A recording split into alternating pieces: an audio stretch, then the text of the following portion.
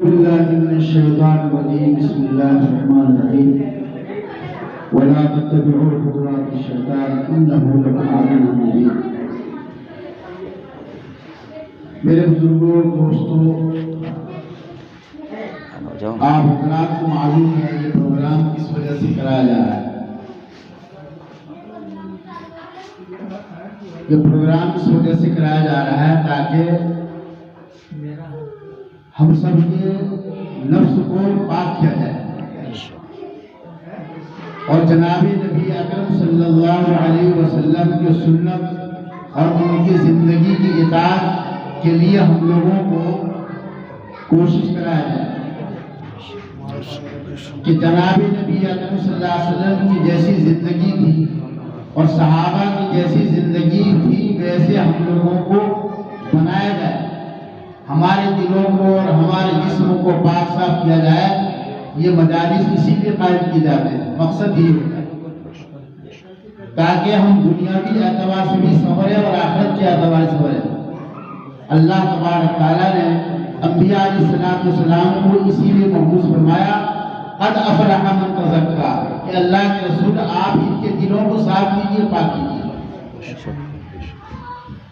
یہ قرآن کی آیت جو میں نے تلاوت کی ہے شان نزول یہ ہے کہ حضرت عبداللہ ابن السلام صحابہ میں بہت بڑے عالم تھے. آپ قرآن کے بھی ماہر تھے اور توریت کی بھی ماہر تھے. حضرت موسیٰ علیہ السلام کے اوپر اللہ نے توریت نازل کیا تھا، اس کے اوپر بھی مہارت رکھتے تھے آپ، اور قرآن کے اوپر بھی مہارت رکھتے تھے.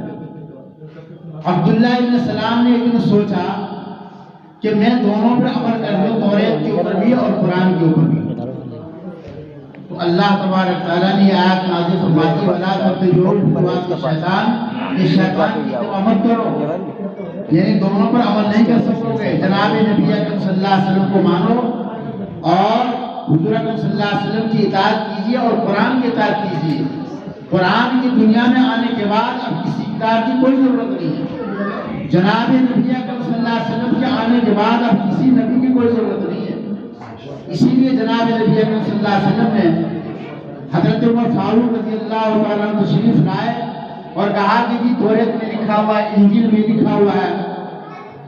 تو جناب نبی اکرم صلی اللہ علیہ وسلم کا چہرہ زرد ہو گیا اور فرمایا کہ صاحب کتاب یعنی حضرت موسیٰ علیہ السلام، حضرت عیسیٰ علیہ السلام بھی اگر اس دنیا میں ہوتے تو میری اتباع کرتے،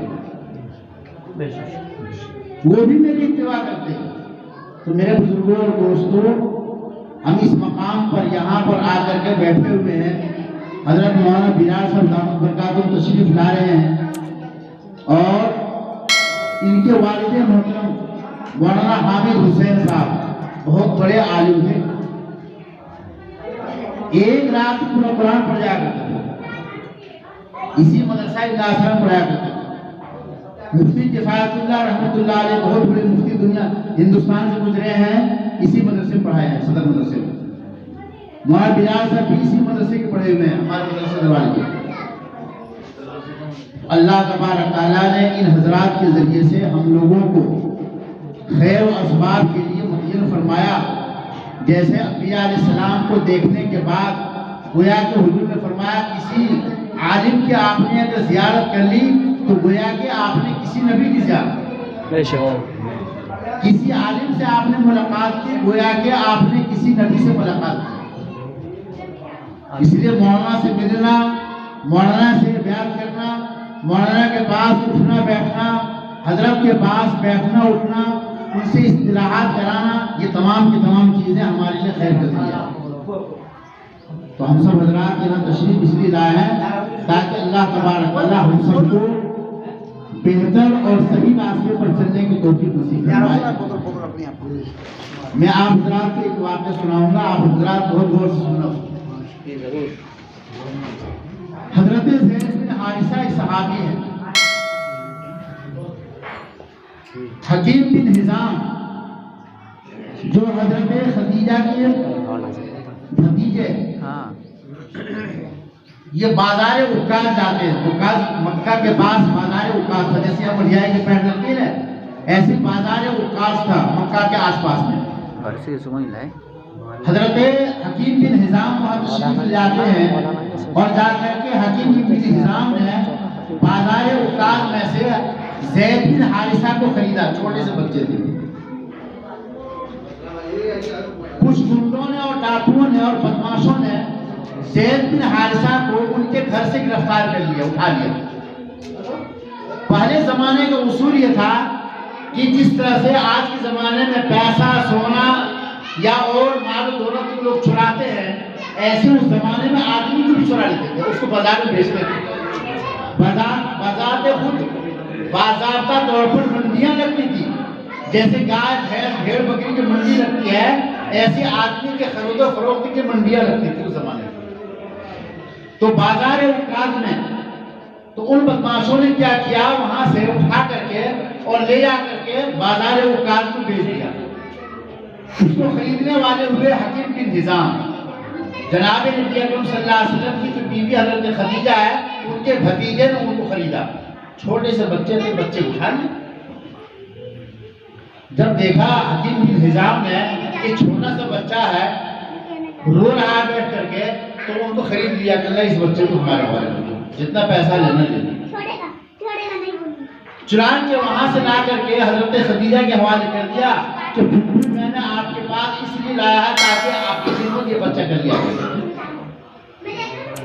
حضرت زید بن حارثہ کہتے ہیں, آپ داستان سناتے ہیں کہ میں وہاں سے آیا, حضرت خدیجہ کے پاس رہا, حضرت خدیجہ کی خدمت کرتا رہا.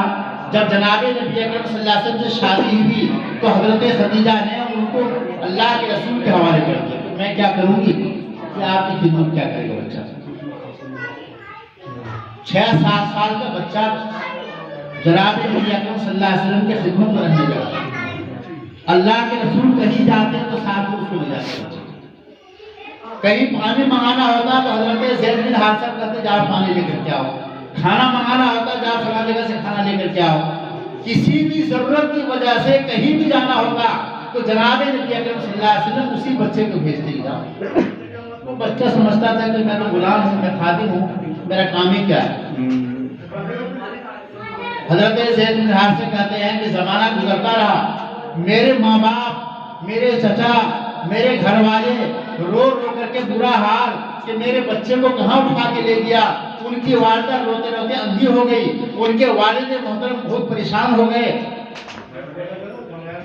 چنانچہ حاجی حج کرنے کے لیے آتے تو ان کے والد کہتے کہ بھائی میرے بچے کو دیکھنا, وہاں حج کوئی مل جائے.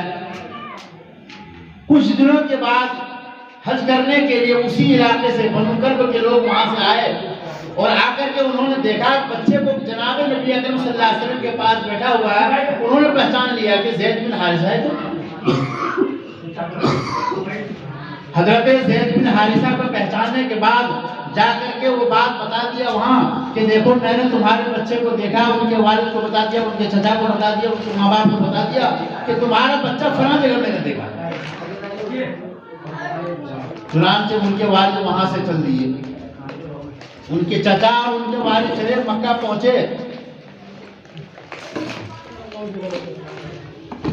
اس کو